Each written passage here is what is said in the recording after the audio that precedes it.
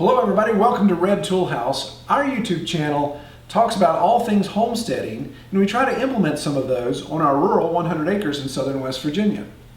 Last week in the YouTube community, we posted a survey on if you could only have one firearm for your homestead, which would you choose? That's right, we did. And we had quite a good response on that. And we'll show the results of that at the end. But first we want to talk about firearms in general on the homestead. But before we talk about the actual results or talk about the 5 options there, I thought it'd be best to kind of break down first, what are our needs? Why would a homesteader need a tool like a firearm? Does a homesteader need a firearm? Well, you don't necessarily need it, but just like any other tool, it has its uses. Yeah, exactly. So let's start with the preface first, of course. We want to make sure we dot our I's and cross our T's here so YouTube doesn't kick us off. With any tool, you want to make sure you know how to use it. So just imagine a chainsaw. If you've never used a chainsaw before and you're not familiar with it, you wouldn't just pick it up and start cutting trees. That could be an issue. You could run into circumstances where you could injure yourself or injure somebody else. The same with a firearm. If you've never used a firearm before, don't just buy one and throw it in your closet and say, hey, I've got that there when I need it. You need to use it. You need to practice. You need to be experienced with that gun. Don't be the guy or gal that has guns just tucked in the drawers or tucked in the closet and you think, oh, when the time comes, I'm going to use that and be proficient at it, because you won't. And you'll usually end up failing miserably at your task or possibly even perforating yourself in some way or another, right? So why would we need a firearm on a homestead? Well, 3 reasons: hunting, protection, and recreation. Yeah, I think those are the 3 main areas where a firearm would be useful and necessary. And whether you're a homesteader or not, I think all those would apply as well. So let's talk about hunting. Obviously, when you think about a firearm in a homesteading situation or a rural situation, the first thing you think of is hunting. A lot of us like to hunt. There's a lot of game that could be hunted, especially in our area, North America, United States. It can provide a lot of food for your family. Obviously, several hundred years ago, or even 100 years ago, that was the primary source of food for a lot of families. So that tradition's still there. While we don't have to hunt to provide food for our families and ourselves, a lot of us choose to hunt because we prefer, it's cleaner food, most likely, is an element of recreation in that, and it can also be less expensive than obviously going out and buying that same amount of meat per pound. You know, it's really also a really great experience for the family. Again, I mentioned tradition, the hunting tradition. You pass that down. You take your kids hunting with you, take your wife hunting with you, whatever the case may be. So there is an element of family tradition there and family experience. So when you think about here in our area or here in the greater part of the United States, what are we looking at? We're looking at deer, we're looking at turkey, looking at a lot of the other smaller game birds. People squirrel hunt. Again, there are moose and elk. We don't have those in West Virginia, but obviously guys hunt those. There's just a lot of options. There's a lot of game out there that can provide a lot of food for your family. Okay, and then for protection, you would need it for protecting your livestock from predators. Absolutely, yeah. And also protecting yourself from intruders. Also from predators, yes. Absolutely, yeah. Yeah, home protection, home defense, or self-defense in that situation. And the third reason is if we're trying to be enslaved by a tyrannical government.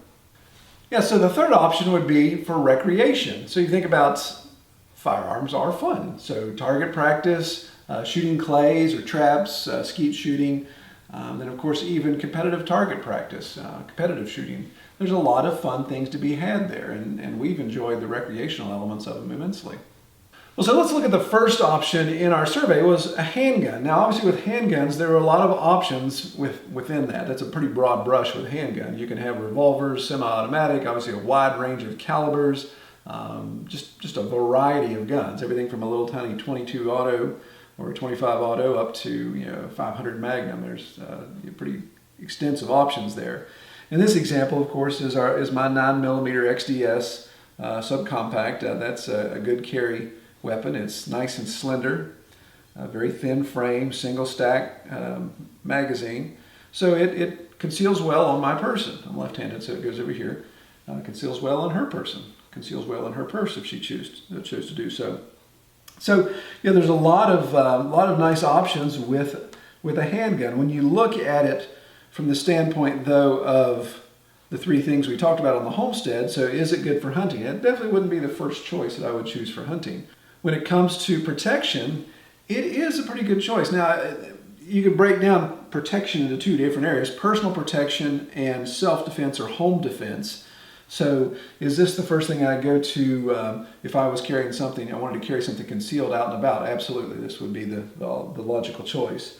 If I was dealing with an intruder or dealing with livestock, is that the first choice? Maybe not. Depends on what I had to go to. Definitely be a little tougher with livestock. An intruder, okay, maybe. But then also you think about recreation. Is a handgun useful for recreation? Absolutely. Handguns are fun to shoot. So I think you could say that would be a good option there. So if we're going to score these options as we go through, we'll do our little X's and checks down here at the bottom. So with a handgun, so Kelly, was a handgun useful for hunting? No. No. Is it useful for protection? Possibly. Yeah, I think yes, no. And is it also useful for recreation? Yes. Absolutely. Okay, so the next three firearms, again, there's 16 different ways that we could explain this, and we could spend hours and hours debating the nuances of this. But when I talk about a rifle, I didn't want to be just as broad brush as say rifle and just say, well, it's a handgun, a rifle, or a shotgun. Those are your three options. I want to be a little bit broader because the rifle category is very broad. So you can say, well, deer rifle, assault rifle, and small caliber rifle, that really doesn't make the best ideal categories. And you're right. Maybe we should have done high caliber, medium caliber, low caliber, or we could have done some other categories. But the first one I put in there was deer rifle, or what you consider a high caliber rifle. So when you look at this, you think of all the different options when it comes to high caliber. There's a lot of large caliber guns. And this is not an area that I'm necessarily that versed in. I'm not a big hunter. I do have my lovely Enfield 308 here, which is a really nice gun, very old gun. It's like a boat anchor. That thing is so heavy. So you carry that through the woods for a couple hours. You definitely know that. But you look at something like this, obviously really good for hunting. You're going to be able to hunt large game with this. It's going to have that stopping power at long distance. So you think about deer hunting or elk or moose or whatever the case may be. Again, I don't hunt elk or moose, but I know for deer it works perfectly well, and it allows me to hunt at a long distance. Now, one of the downsides to this, of course, is in our state where it's very mountainous, a high caliber or large caliber rifle like this is not an issue. It's not a problem hunting. In some states, usually the flatter states, it's actually illegal to hunt with a high caliber rifle simply because the distance that bullet travels when it's fired. If there's no obstructions, if it's a wide open area, then there's a chance of overshooting your target and injuring somebody or causing property damage. So that can be an issue depending on where you live. This may not be the best firearm for hunting big game because it's not allowed to be used in your state.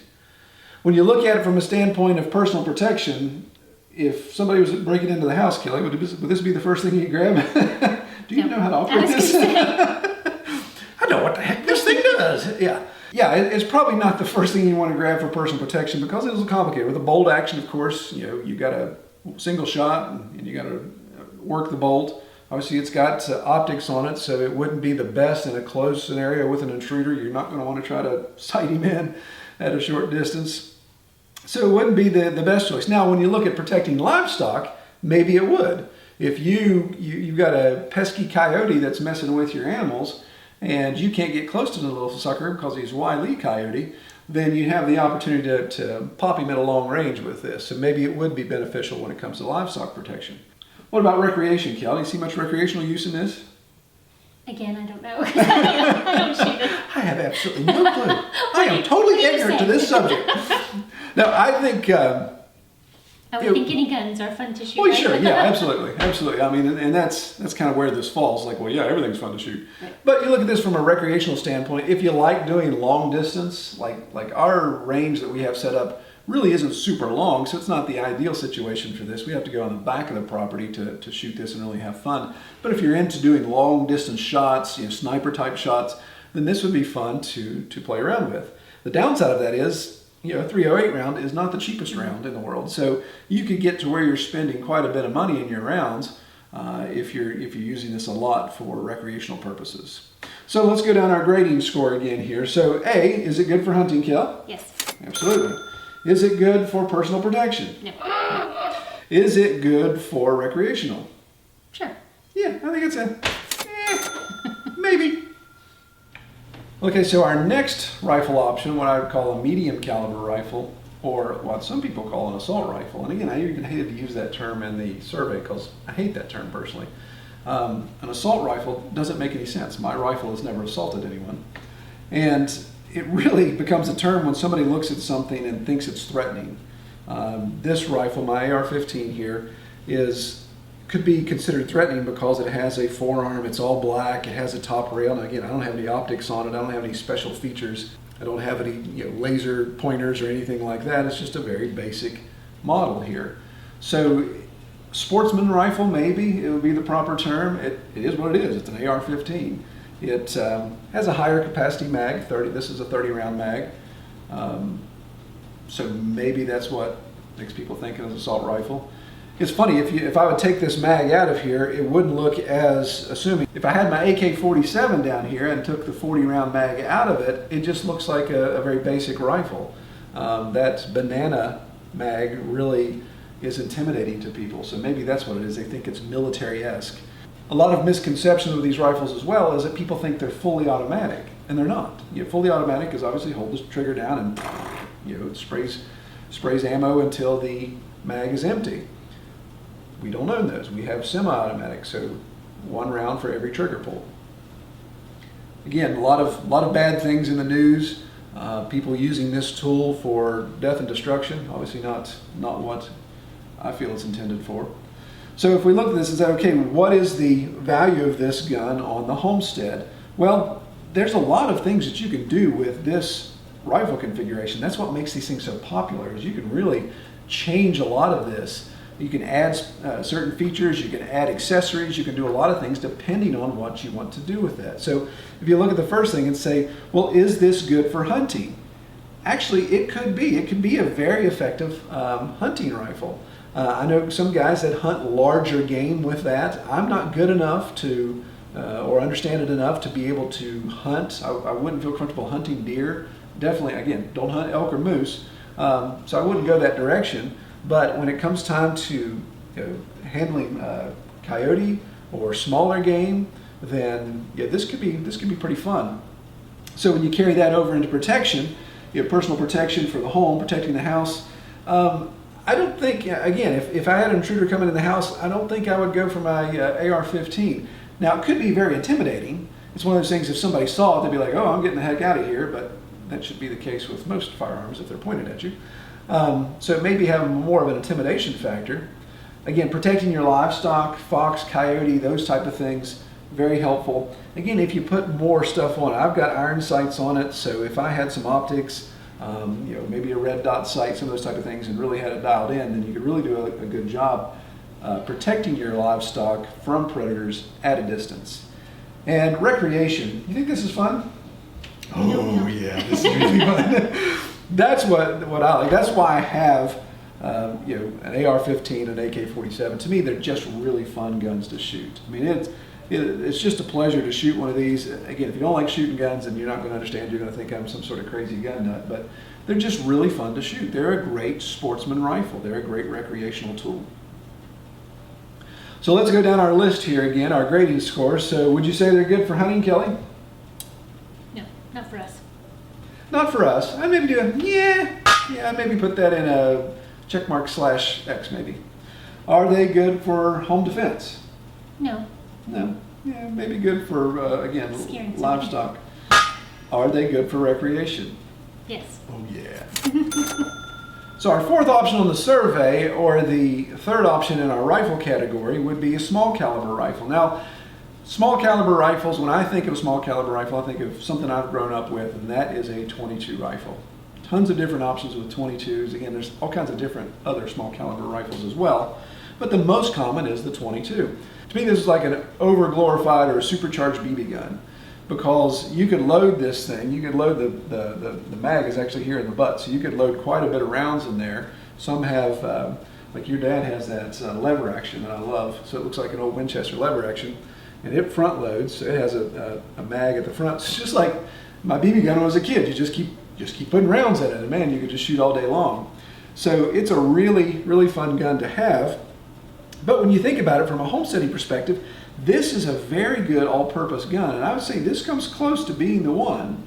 But if you look and say, well, what are the benefits of it? Again, when you look at hunting, if you're good, if you have skill and a steady hand and you've been practiced and all that, you can use this for hunting. I know a lot of guys that hunt a lot of small game with 22, and it's very quiet. You still have the bullet travels at a good velocity. It still has some killing power if it is indeed hit in the right spot. So it has some hunting potential there. But if you look at like home protection and home defense, again, not necessarily the thing you'd go to there.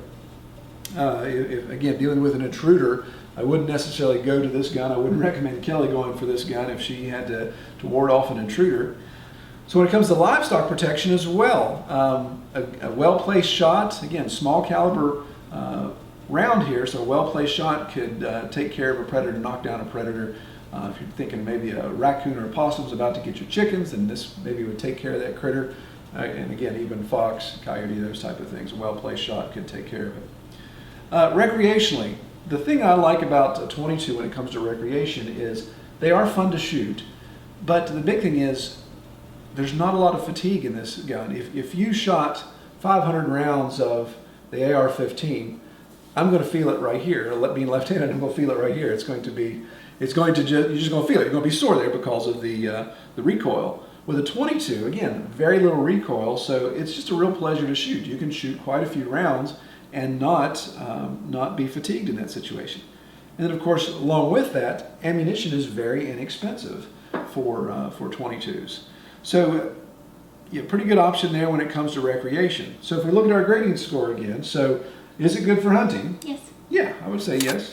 Is it good for home defense? No. Not home defense, but livestock protection maybe. So maybe that's a yes and no. And is it a good recreational gun? Yes. Absolutely. Again, you can clink those things all day long. Nothing more fun than just sitting there and burning up a whole entire box of 22.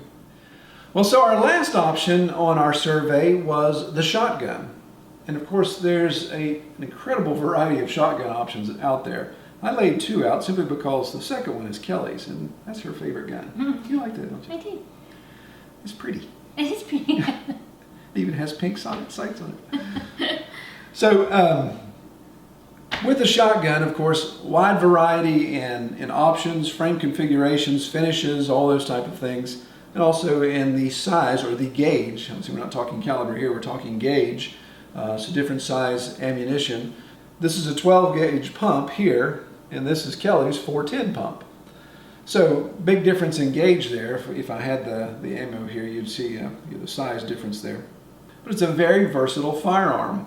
So if you look at the application of that, when it comes to hunting, man, absolutely, you can do a lot with a shotgun. In fact, I would say that a shotgun is probably one of your most versatile hunting firearms, simply because you can load it with all the different ammunition choices. You've got your shotgun shells, which shoot shot, individual BBs or pellets, and a lot of variety there. Different loads, so the velocity's higher. So you think like if you're turkey hunting, you'd use maybe a Magnum shell. It's got a lot more punch to it. But you can also load double-aught or even slugs into this, and that's where in some of those states where it's illegal to hunt with a rifle, you can hunt with a shotgun utilizing a slug or a double-aught or a pumpkin ball, whatever the case may be there. Again, I don't live in those states, so you guys could probably chime in more on the details of you guys that live in those flatland areas. So there's a lot of variety there that will allow you to be more versatile when it comes to hunting. So when it comes to personal protection or home defense, this is a good option as well. There's nothing more intimidating than that sound. There's nothing more intimidating when I come home and Kelly has that. It's like, oops, what have I done today? So a lot of personal protection, a little intimidating when you hear that sound, but also if you think about that in a home defense or self-defense scenario, depending on what round you have in that, what type of ammo you have in that, that's going to allow you to be, you don't have to be as accurate. Sort of the pray and spray, if you will. So an intruder, like this, I don't have another shotgun out, but what I call my street sweeper is a police grade 12 gauge that is legal length, but the way it's made, it has no choke, it has a nice spread pattern, and not something you're necessarily going to hunt with, but as far as home defense, nobody's getting past that. So there's a lot of opportunities there when it comes to self-defense. Now, even protecting livestock, again, a lot of options there. If you're in a situation where you have to run quickly because a fox or a raccoon or something is getting into your chicken coop and about to kill your chickens, then accuracy isn't as key, although you may blow a hole in the side of your chicken coop. You can hopefully dispatch that predator with your shotgun, more so than being super accurate with a rifle. Now when it comes to recreation, I think a shotgun is really fun to shoot. You do get a little fatigue from shooting, especially the 12 gauge, the 410 not as much, but there's still some fatigue opportunities there. You can get padded stocks and those type of things. But these are really fun. We do a lot of clay shooting, have friends out all the time, and we have a little trap thrower that throws the clay pigeons or the clays, and we like shooting those, have a good time. Kelly is a surgeon with this shotgun. She's really good when it comes to shooting clay, so she does a great job using that. So they're really fun to shoot, and again, with some of the accessories you can put on that, they can make them more fun, less fatigue, just some exciting things there. So what about the expense of the ammo? Well, when it comes to ammo, again, different prices here based upon the gauge. The 12 gauge ammo is a little bit more expensive than the 410, but overall really not that expensive. I mean, I can go to Walmart and buy a case of 12 gauge shells for just a couple bucks, maybe $5 or $6. It's been a while since I bought it because I usually buy it in bulk. So I haven't bought a single box in a while. So not as expensive. Now again, when you get into some of the specialty ammo, the mag loads for turkey hunting, the slugs, the pumpkin balls, it goes up a little bit. But if you're just doing recreational type stuff, you're probably just going to stay with some standard birdshot like you would get at most box stores or sporting goods stores. So again, very fun to shoot. So if we were done our grading scale on this one, Kel, so the shotgun, is it good for hunting? Yes. Absolutely. Is it good for home protection and livestock protection? Yep. Absolutely. Is it good for recreation? Yep. You know it. So those were our 5 options in the survey. We talked about the handgun, we talked about the deer rifle, the assault rifle or sportsman rifle, the .22 or small caliber rifle, and of course the shotgun. So Kelly, from the survey, what do you think was the number 1 choice? The shotgun. I think the shotgun was. And you are correct. She may have looked at my notes. Did you look at my notes? No. Yeah, the shotgun, by far. In fact, out of 200 and some odd votes, the shotgun, 49% of you said the shotgun would be the all-purpose firearm to have on the homestead, which I totally agree. Again, I would say if I had to rank these, well, I wouldn't rank them in numbers because that's just too tough. It's like saying which one of your kids is your favorite. You just don't do it. But the shotgun is definitely number 1. I like the .22 for number 2, so it'd be close. But I agree, the shotgun is all-purpose. And so you pointed out, and it's a good thing to note, is that there are firearm configurations you can get where you simply have the stock and the receiver, and you can change out the barrels. So you can buy one firearm with 2 barrels, and you can go from a shotgun to a rifle barrel, which gives you the best of both worlds there. So if you were having to be minimalist, maybe you had a tiny house on your homestead and you wanted to have one firearm, then you could go with a configuration like that where you have the ability to barrel swap. So there's a lot of options there too, different barrel sizes if you want to go different gauges, different rifles. So it's one of those things where if you feel you want a firearm on your homestead, and we're not saying that every homesteader should have a firearm, there's quite a few that are uncomfortable. There's quite a few that are in Australia, and we know that's totally different as far as laws go. Some of our viewers in Europe, you may not understand our affinity for firearms, but we see this as a tool on our homestead, but we also see it as something that's fun. We enjoy using it. Again, if you have a firearm, please, please, please make sure you know how to use it, and don't just take training one time and say, yeah, I'm good. use it on a regular basis. Get it out all the time. I enjoy shooting my handgun to stay up to date with it. Obviously, I love shooting all these guns. Probably the thing I shoot the least is the infield, simply because it's expensive and I just save it for when I'm deer hunting. But it's one of those things where if you want to have a firearm on your homestead, then maybe your first choice, the first purchase you go with, would be a shotgun. But please practice gun safety, especially if you have children at home, with trigger locks, gun safes. Yeah, absolutely. And you look at some of these biometric gun safes. If you feel you got to keep a handgun close by because you're worried about intruders, there's so many options now with biometric scanners that allow you to have access, and only you, to that firearm.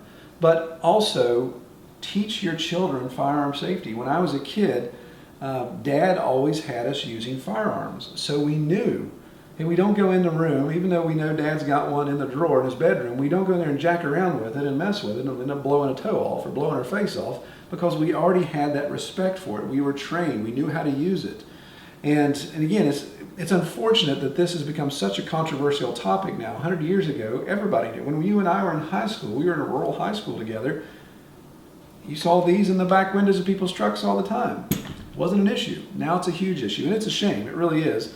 And I'm not, I don't want to get political at all. So if you're going to have a firearm, then just know how to use it, keep it safe, keep it secure, and you choose how you're going to educate your children on the use of this firearm. If they see it as something mysterious, though, and something cool, and they don't know anything about it, then I think that's where the issue comes. So practice gun safety, practice gun education, and practice how to use it as well.